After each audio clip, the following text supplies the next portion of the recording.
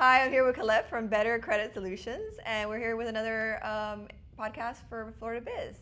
We're just here. We wanted to say hi and welcome as one of the founding members of Florida Biz.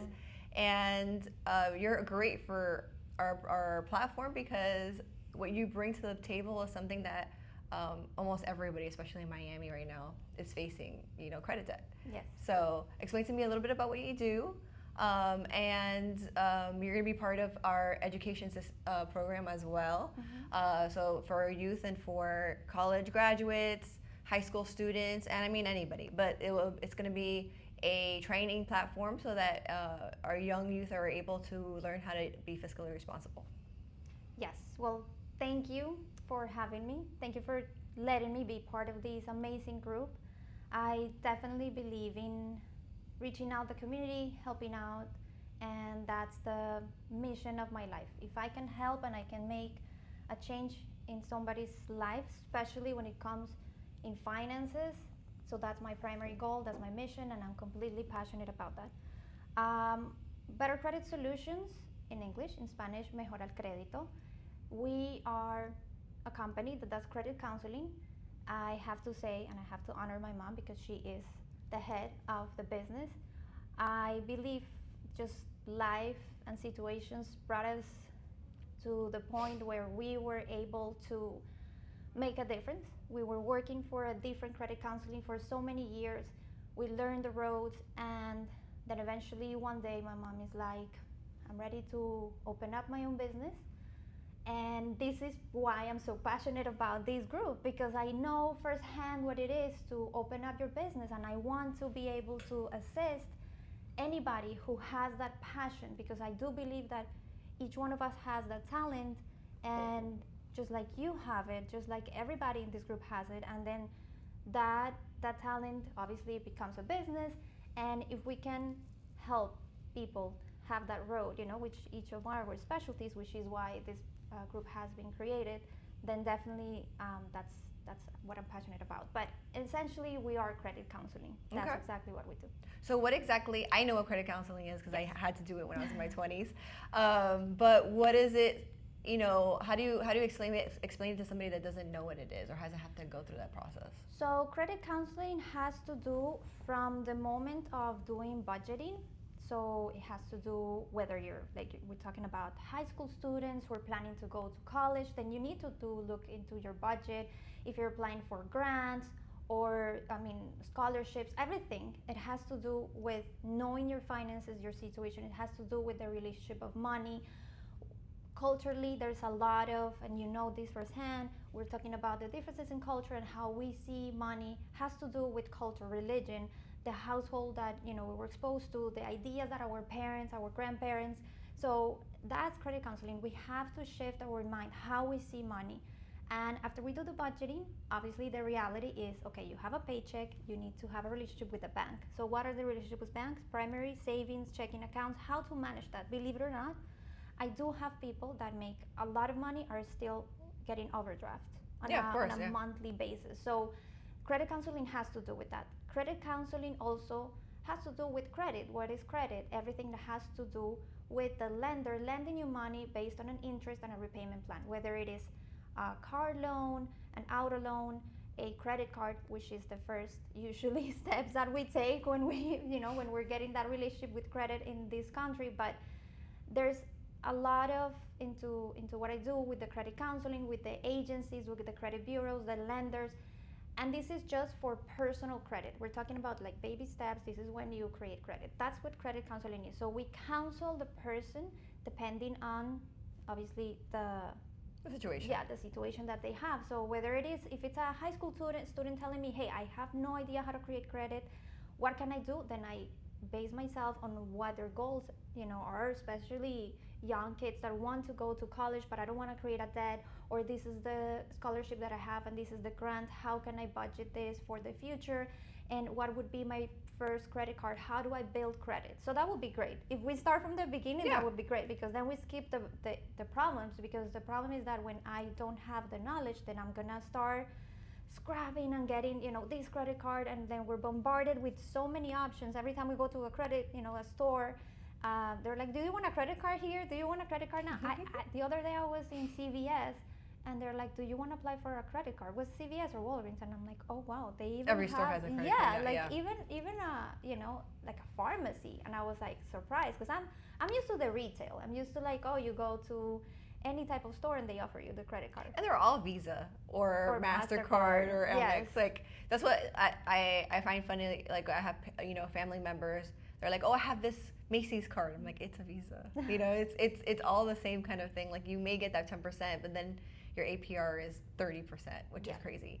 So okay, so this is going to be one of many. So let's just start from the beginning. So someone is, let's say, 16, right? That's when money starts coming to the mix. And here in the U.S., that's normally when high school kids start getting their first job. So what do you recommend to start? And what do you recommend for the parents? Do they put them on the light bill to start their credit? Do they, get them a credit card? Do they give them a savings account? What would you recommend as the first step for a 16-year-old?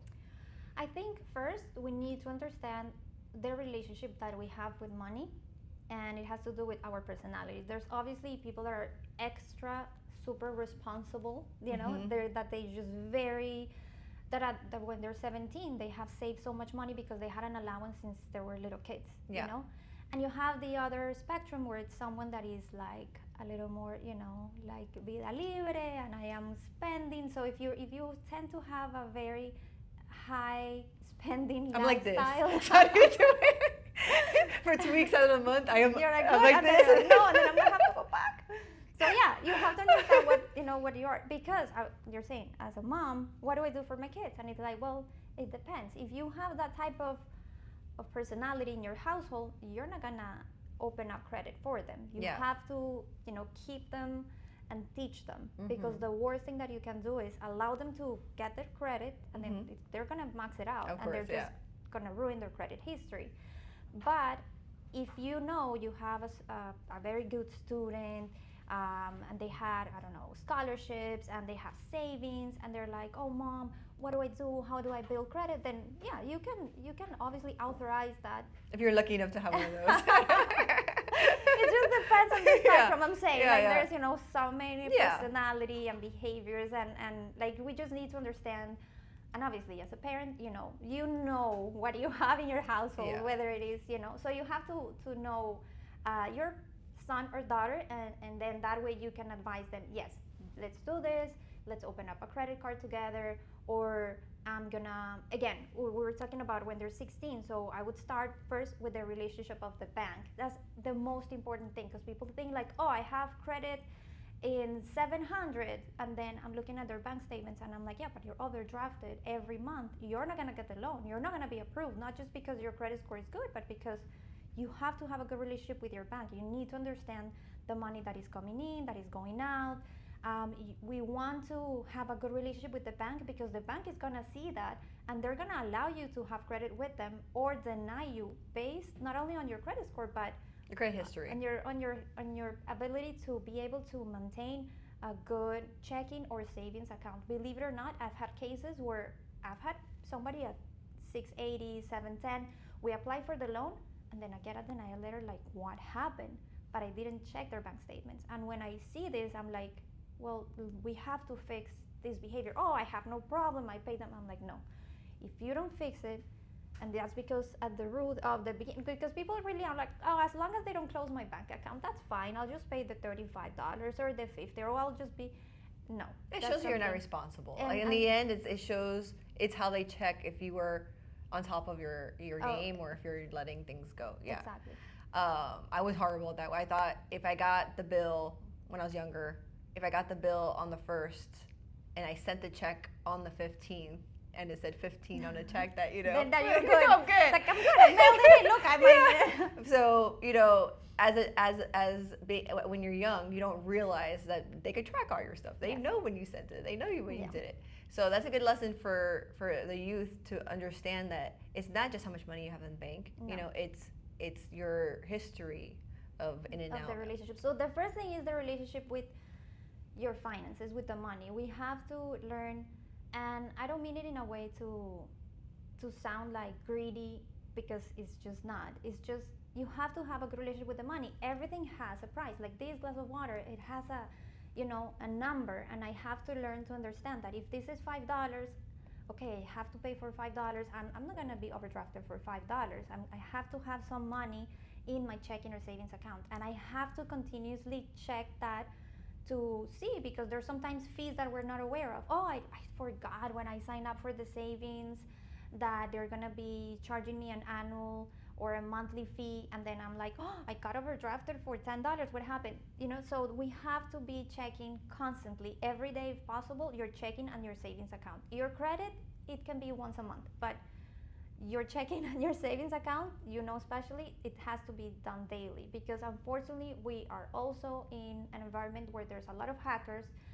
Unfortunately, there's a lot of fraud, and if we don't detect it on time, then we're going to be responsible, and it's going to affect us. If I'm able to just see that something's wrong and call the bank immediately, everything's going to be stopped. They're going to handle it for me, but that's why I have to be very responsible and be checking it. And it's just, just like how people enter, like, I don't have time. I'm like, yeah, but you have time to go to Facebook and go to Instagram and do social media. No, take those 2 minutes, go check it out, that everything that you see there, it's something that you were responsible for, that you authorized. Yeah. And if you're like not sure, then call the bank. Have a good relationship with the bank. Yeah, it's a good listen to these. I mean, there's so many alerts. You could put an alert on your bank account, that you get an alert when your bank account goes under 50 or less than $100.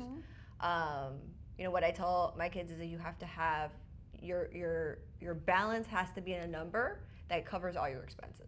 It's hard, but if all your expenses as, a 17-year-old is $200 joint for the month, not including all the extra stuff, then your balance has to be $200, and then the extra is the money that you spend. But that's learned since we're little kids. Like when you get an allowance and you go to buy, I don't know, at the grocery store, candies and like, I don't know, like a bottle of water. Then you start learning, and then you get the change, and you're like, okay, I had $10 now. That's the relationship you start building, I think the problem is, so I have two kids. I have a 9-year-old and a about to be 17-year-old, and when they turn into the digital money is when the issues start. That's psychological. Yeah, and no, it happens to us too. It's so much easier. Like, this is $1,000. There you go. It's $1,000. But if I have to get $1,000, like 2, 3, 4, and it just, obviously with time we understand it's the same thing. But unfortunately, again, it has to do with the budget. But I like the fact that credit nowadays has a credit score, because believe it or not, it becomes like a game. Like people are, I need to get the best credit score. Of course, that if the best credit score is going to give you the best interest rate, and your chances of getting an approval for the loan or the credit that you're acquiring for, or you're going to get it. But at the same time, if your score is low, then it has to do with my pride, and like it becomes like sort of like a game for people, and I'm like, that's great, as long as we are in good standing, understanding good debt versus bad debt, because we were talking about credit cards, which is obviously a necessary. Unfortunately, I have clients that are like, I don't want a relationship with any type of credit cards. I'm like, no, you need it. It's not optional, because that revolving credit for the credit history is very important. We just need to learn to create it like a healthy relationship and a necessary one. And within the credit cards, there's a world of, and I know there's perks, there's rewards, there's cashback, there's so many things, you know. And I tell my clients, there's options of doing a credit card at the beginning so that you learn the relationship with the bank. At some point, we can do balance transfer. There's so many options out there to have good debt, so that you can actually acquire a loan for a car, for your son, for your daughter. At the end of the day, you want, nobody really buys a house or an apartment, in cash. They're gonna require your credit so that you can grow financially. So that's when we come. We help accommodate your finances, your budget, and we create those goals in a short, long term, and we just start working with the client in a one-on-one on a monthly basis, sometimes every week, to see where they are, to pay that, to accommodate it into a healthy interest rate, because sometimes I have clients that have very good finances, but they have debt and again, they're like maxed out their credit cards, and they're Yeah. like, I'm stuck. I'm like, yeah, it's 29% interest rate. It's a Yeah, lot. if you have a big balance, it's almost impossible to get out of it. That's something that we do with Okay. the credit counseling. All right, so let's take a break, and then when we come back, we'll talk about what does a credit score mean, and how do you even start it, and what is it? Okay.